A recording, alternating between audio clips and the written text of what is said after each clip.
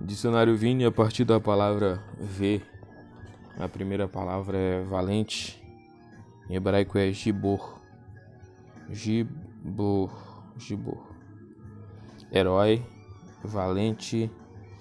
Esta palavra aparece 159 vezes no Antigo Testamento. A primeira ocorrência de Gibor está em Gênesis 6:4. Havia naqueles dias gigantes na terra, e também depois, quando os filhos de Deus entraram as filhas dos homens, e delas geraram filhos, estes eram os valentes que houve na antiguidade, os varões de fama. No contexto militar, a palavra é melhor compreendida como referência à categoria de guerreiros. O gibor é o guerreiro experimentado. Isso é sobretudo verdadeiro quando o gibor é usado em combinação com ail, força.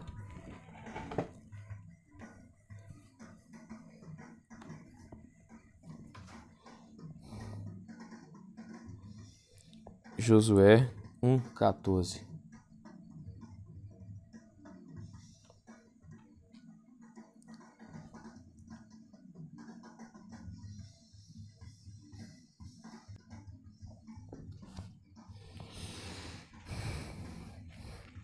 Davi, que tinha comprovado ser guerreiro, atraiu heróis para o seu bando quando estava sendo procurado por Saul. 2 Samuel 23. Quando Davi foi empossado rei, estes homens se tornaram parte do corpo militar de elite. A expressão Gibor Ail também se refere a alguém de classe social elevada.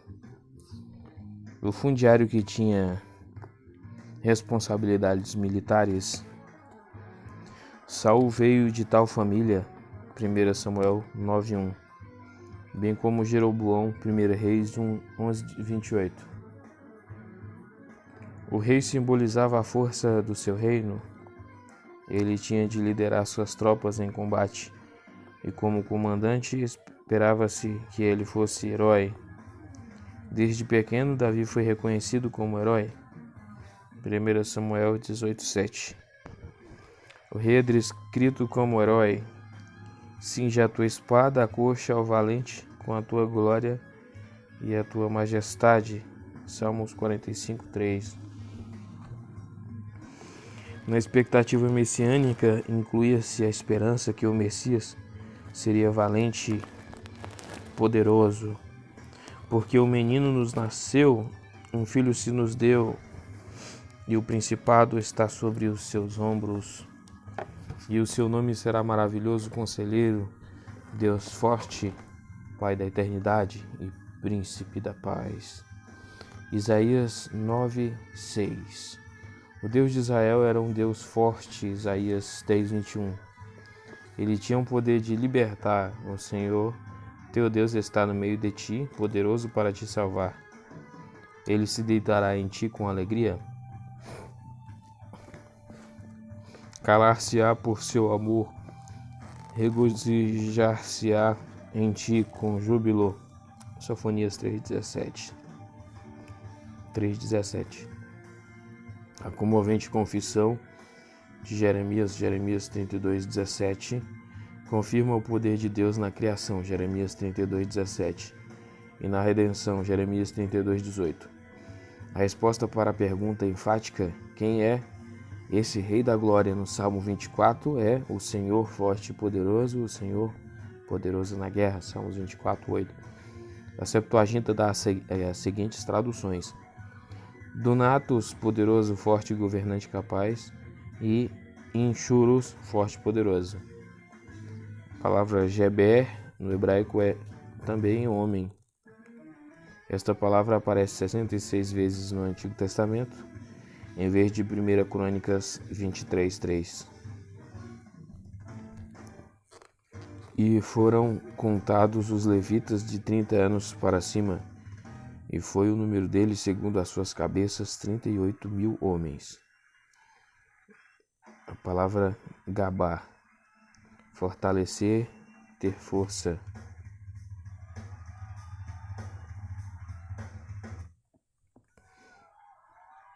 A raiz significa fortalecer, aparece em todos os idiomas semíticos como verbo ou substantivo, mas o verbo ocorre só 25 vezes no Antigo Testamento. Jó 21:7 contém uma ocorrência de gabar. Por que razão vivem os ímpios, envelhecem e ainda se esforçam em poder? A palavra gibor significa forte. O termo gibor pode ser traduzido assim nos seguintes contextos: homens valentes, 1 Samuel 14:52, leão forte, Provérbios 30:30, e poderoso caçador, Gênesis 10:9. A palavra vaso, puxa vida, vaso no hebraico é Kelly, puxa vida, Kelly, não sabia, Kelly. Vasilha, vaso, recipiente, vestes, utensílio, ferramenta, instrumento, haveres, ornamento ou joias, armadura ou arma, órgão sexual masculino. Puxa vida, onde já se viu? Um cognato desta palavra aparece no acadiano. O termo Kelly aparece no hebraico bíblico por volta de 320 vezes e em todos os períodos. Esta palavra é usada para descrever recipientes dos mais variados tipos, usados para armazenamento e transporte. Jacó disse a Labão: havendo apalpado todos os meus móveis, literalmente recipientes, que achaste de todos os móveis, literalmente recipientes, da tua casa? Gênesis 31:37. Tais recipientes podem ser feitos de madeira, Levíticos 11:32, barro ou cobre, Levíticos 6:28. Podem ser usados para guardar documentos, Jeremias 32:14. Vinho, azeite, frutas, Jeremias 40:10. Comida, Ezequiel 4:9. Bebida, Ruth 2:9. Ou pão, 1 Samuel 9:7. Até o alforge de pastor é Kelly, 1 Samuel 17:40. Em 1 Samuel 17:22, a palavra é empregada para aludir à bagagem, o recipientes, seu alforge de pastor, e o que está dentro deles. E Davi deixou a carga que trouxera na mão do guarda da bagagem. Os marinheiros do navio no qual Jonas viajava lançavam no mar as fazendas carga que estavam no navio para o aliviarem do seu peso. Jonas 1:5. Os navios são chamados de Kelly, porque presumivelmente podem conter pessoas que enviam embaixadores por mar em navios. Kelly. De junco sobre as águas, Isaías 18:2. A palavra Kelly também quer dizer vestes. Não haverá trajo de homem na mulher, e não vestirá o homem veste de mulher, porque qualquer que faz isto, abominação é ao Senhor teu Deus.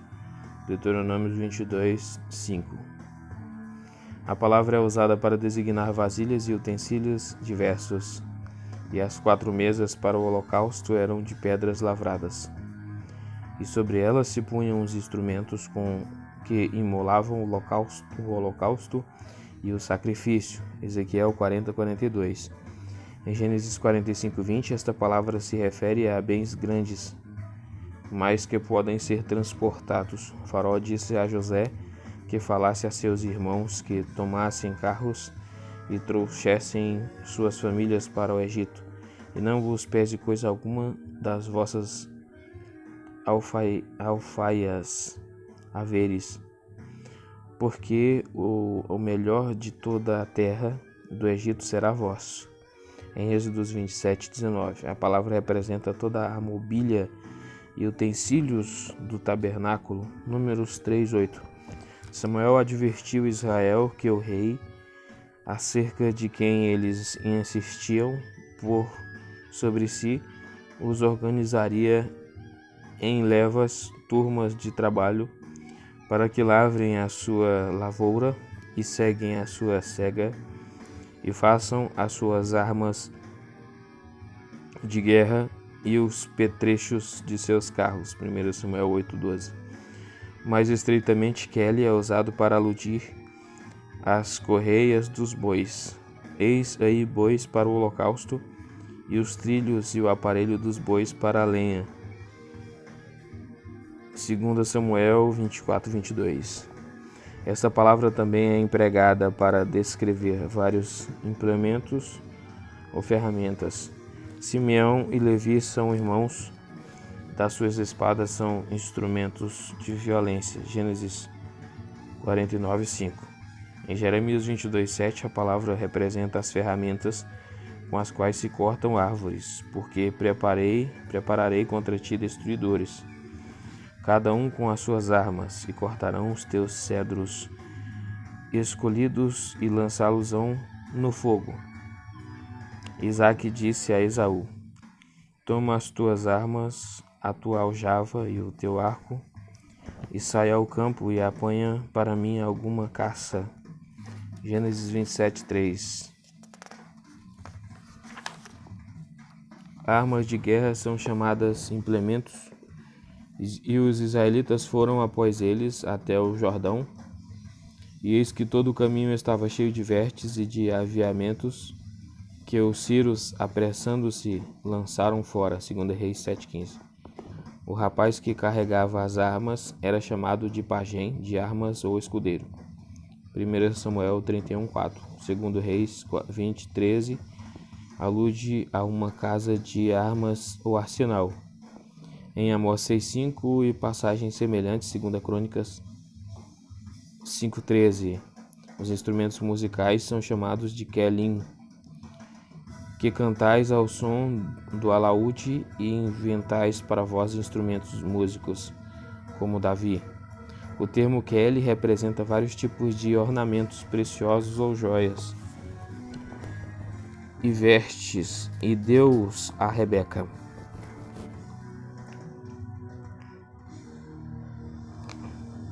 No caso aqui vai vasos de prata, vasos de ouro, né? É o que está em itálico, é vasos aqui. Gênesis 24:53, primeira ocorrência bíblica da palavra. Tais ornamentos preciosos adornava a noiva comum. Regozijar-me-ei muito no Senhor, a minha alma se alegra no meu Deus, porque me vestiu de vestes de salvação, me cobriu com o manto da justiça, como um noivo que se adorna com atavios, e como noiva que se enfeita com as suas joias. Isaías 61:10. Em 1 Samuel 21:5, Kelly se refere ao órgão sexual masculino. Com certeza, isto faz mais sentido do que se a palavra fosse traduzida por vasos, visto que o tema em discussão é a pureza ritualista dos homens de Davi. Sim, em boa fé,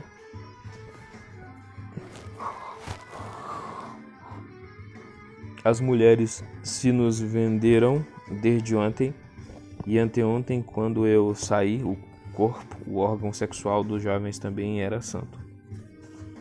A palavra velho, idoso. Zaquém, velho, velha, mais velho, ancião, idoso. O termo Zaquém ocorre 174 vezes no Antigo Testamento hebraico como substantivo ou como adjetivo. A primeira ocorrência está em Gênesis 18:11. E eram Abraão e Sara já velhos,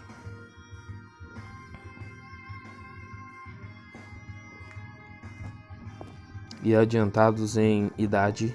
Já Sara havia cessado o costume das mulheres. Em Gênesis 19:4, a palavra velho é usada como o antônimo de jovem. E antes que se deitassem, cercaram a casa os varões daquela cidade, os varões de Sodoma, desde o moço, Naar, até o velho, todo o povo de todos os bairros. Josué 6:21. Uso semelhante de Zaquém e jovem aparece em outras referências bíblicas, porém Ele, Roboão, deixou o conselho que os anciãos lhe tinham aconselhado e teve conselho com os jovens e Eled, menino criança, que haviam crescido com ele. 1 Reis 12:8.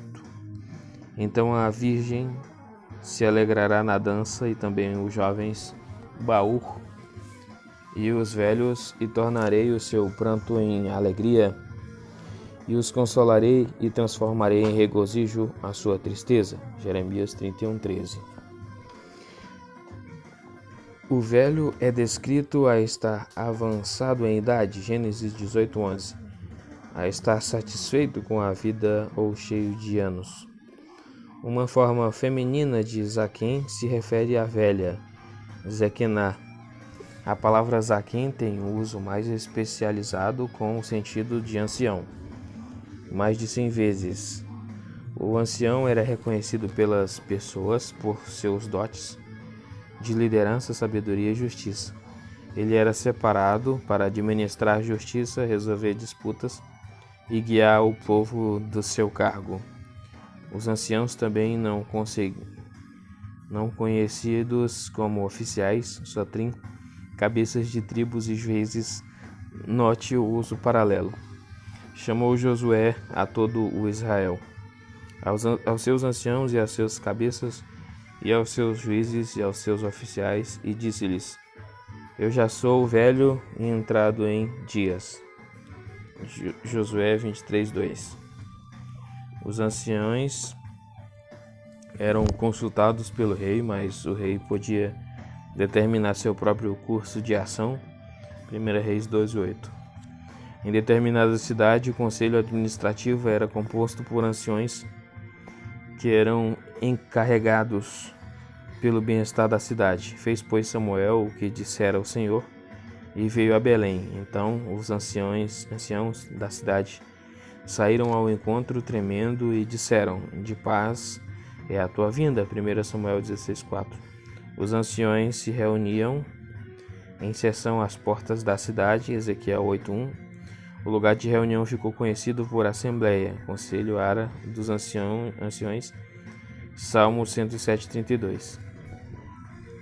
A Septuaginta dá as seguintes traduções: presbutero, homem de idade, ancião, presbítero, presbutes, velho e envelhecido, gerousia, conselho de anciões. A palavra Zacã quer dizer barba. Refere-se à barba em Salmo 133:2. É como óleo precioso sobre a cabeça, que desce sobre a barba de Arão, e que desce a orla de suas vestes. A associação de idade avançada com barba pode ser feita, mas não deve ser acentuada. O verbo Zacã, ficar velho ou envelhecer, vem deste substantivo. Não é Zacã, não é Zaquém, né? O Zacã vai ser barba, o Zaquém vai ser envelhecer. A palavra vender é macar, vender. Como no hebraico antigo e moderno, esta palavra também é encontrada no acadiano e ugarítico antigos.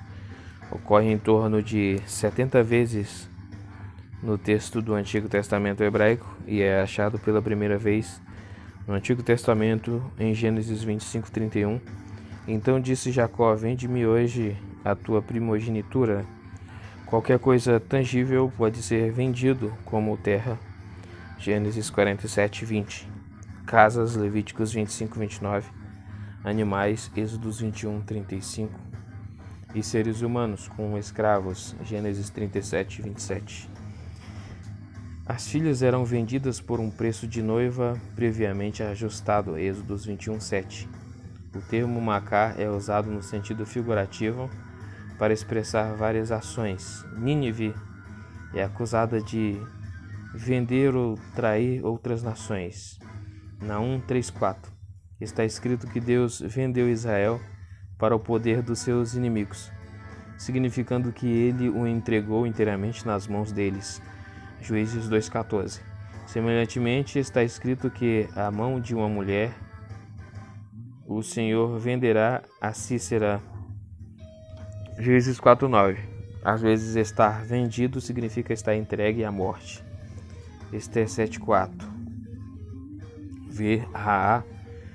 Ver, observar, perceber, conhecer, obter, entendimento, examinar, cuidar, escolher, descobrir. Este verbo só aparece no Moabita e em todos os períodos do hebraico. Ocorre na Bíblia em torno de 1.300 vezes. Basicamente, Raá conota ver, como Isaac envelheceu e os seus olhos se escureceram de maneira que não podia ver. Gênesis 27:1. Este é o significado em Gênesis 1:4, sua primeira ocorrência bíblica. A palavra é usada no sentido de ver o que é óbvio, porque o Senhor não vê como vê o homem. 1 Samuel 16:7. Este verbo também quer dizer observar. E sobre o telhado havia alguns 3.000 homens e mulheres que estavam vendo brincar Sansão. Juízes 16:27. O segundo significado primário é perceber ou estar inteiramente ciente de algo. Os ídolos não veem, nem ouvem, nem comem, nem cheiram. Deuteronômios 4:28. Terceiro, Raá representa percepção no sentido de ouvir algo. Deus trouxe animais diante de Adão para ver como este lhes chamaria. Gênesis 2:19. Em Isaías 44:16, o verbo quer dizer desfrutar. Ora, já me aquentei, já vi o fogo também significa perceber ou conhecer. Aplicando eu o meu coração a conhecer a sabedoria e a ver o trabalho que há sobre a terra. Eclesiastes 8:16. Os habitantes rebeldes de Jerusalém dizem a Deus: não veremos espada nem fome. Eles não experimentarão estas coisas. Jeremias 5:12. Este verbo tem alguns significados ampliados. Por exemplo, Raá se refere a perceber ou averiguar algo sem vê-lo, como quando Agar viu que ela tinha concebido. Pode representar reconhecer mentalmente algo que é verdade. Havemos visto, na verdade, que o Senhor é contigo. Gênesis 26:28.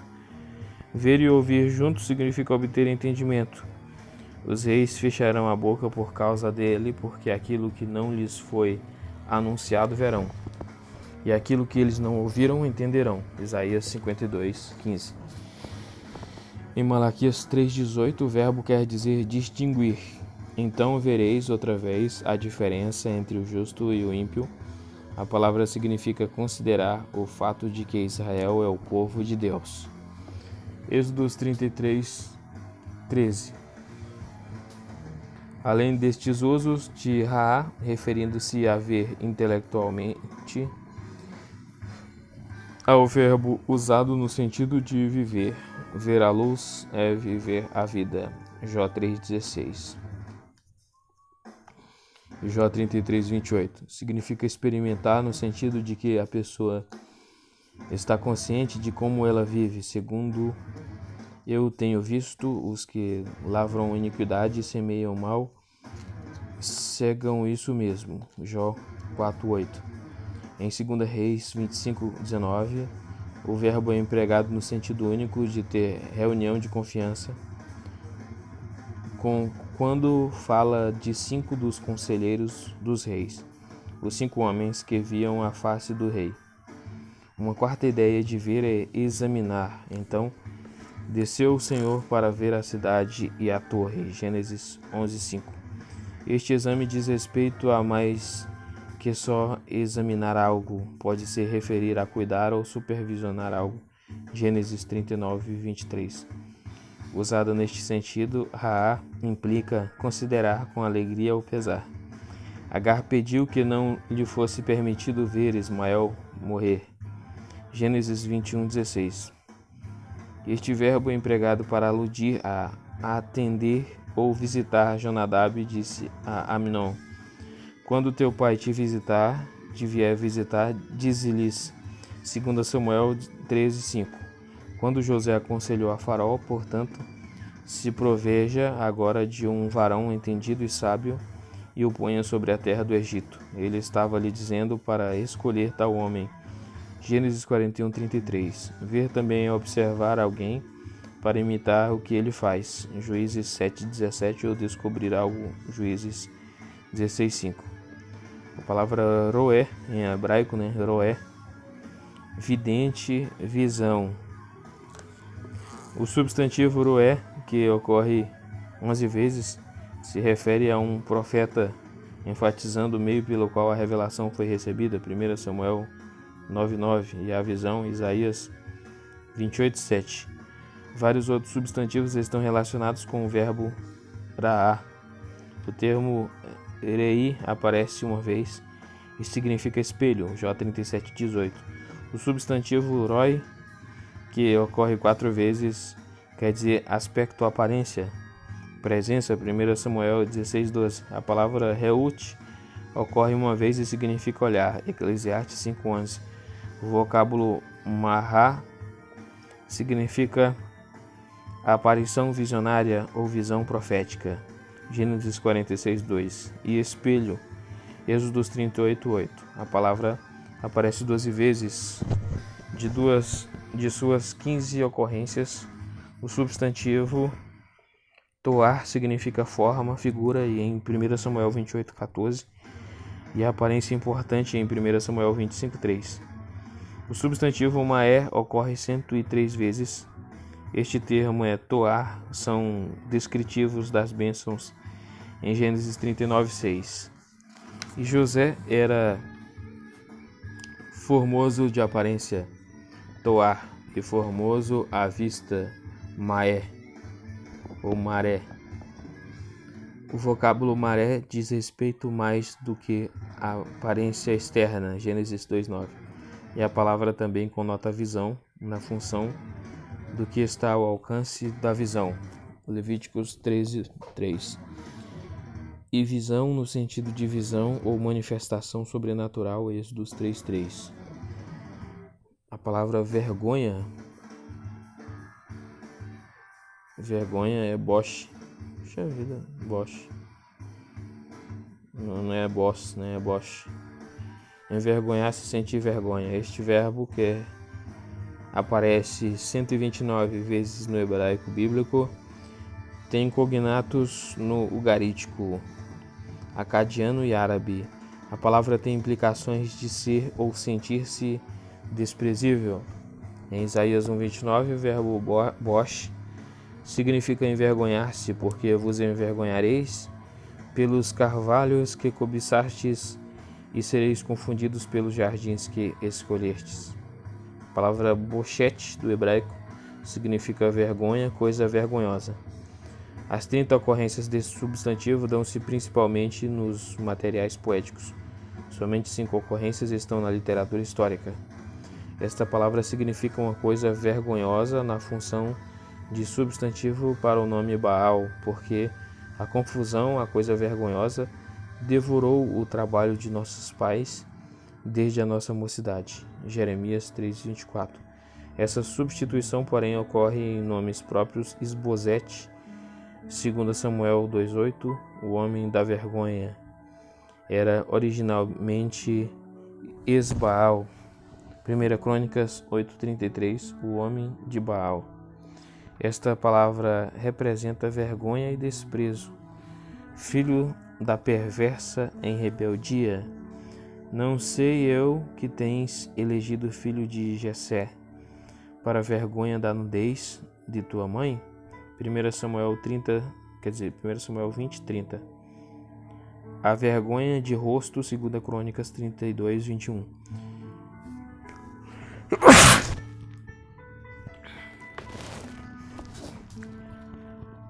A vergonha de rosto, 2 Crônicas 32:21, pode significar ficar com o rosto vermelho ou envergonhar-se. Agora a palavra vestes no hebraico é beged. Vestes, coberta, pano, cobertor, manta, baixeiro. Esta palavra aparece no hebraico bíblico em torno de 200 vezes e em todos os períodos. A palavra significa qualquer tipo de veste ou capa para uso humano. O termo beged aparece primeiro em Gênesis 24:53. E tirou o servo vasos de prata e vasos de ouro e vestes e deu-os a Rebeca. Aqui a palavra representa vestes, não é veste feita de materiais preciosos. As vestes de viúvas, por outro lado, deviam ser bastante comuns e sem valor. Gênesis 38:14. Certamente as vestes de luto deviam ser sem qualquer enfeite, se não rasgadas. 2 Samuel 14:2. Às vezes Beged se refere a vestes exteriores. Em 2 Reis 7:15, os soldados sírios que fugiam de Jerusalém deixaram para trás suas roupas e aviamentos, deixaram para trás tudo que dificultaria a fuga. Com certeza isso não incluía a roupa essencial. Em Juízes 14:12, a palavra é distinta dos agasalhos de linho, vestes exteriores. Sansão prometeu aos filhos que se eles resolvessem o enigma proposto por ele, lhes daria 30 lençóis e 30 mudas de vestes. Juízes 17:10. Entre as vestes santas que foi ordenado a Moisés fazer para Arão, incluía-se tudo o que este devia usar quando fosse ministrar diante do Senhor: um peitoral e um éfode, e um manto e uma túnica bordada, e uma mitra e um cinto farão, pois vestes santas a Arão. Êxodo 28:4. Em passagens como Números 4:6, Beged significa coberta, no sentido de um grande pedaço plano de pano para ser posto em cima de algo, e por-lhe-ão por cima uma coberta de peles de texugos, e sobre ela estenderão um pano todo azul. Quando colocada sobre a pessoa, tal roupa provavelmente se tratava de um cobertor. Sendo, pois, o rei Davi já velho e entrado em dias, cobriam-no de vestes, porém não aquecia. 1 Reis 1:1. Quando colocado sobre animais, tais cobertas eram manta ou baixeiro. Ezequiel 27:20. A palavra vestir é labash, né? Labash, é quase labachúria, né? É labash no hebraico. Significa vestir, trajar, usar, vestir. Termo semítico comum. Esta palavra é encontrada no acadiano e no ugarítico antigos, no aramaico e ao longo da história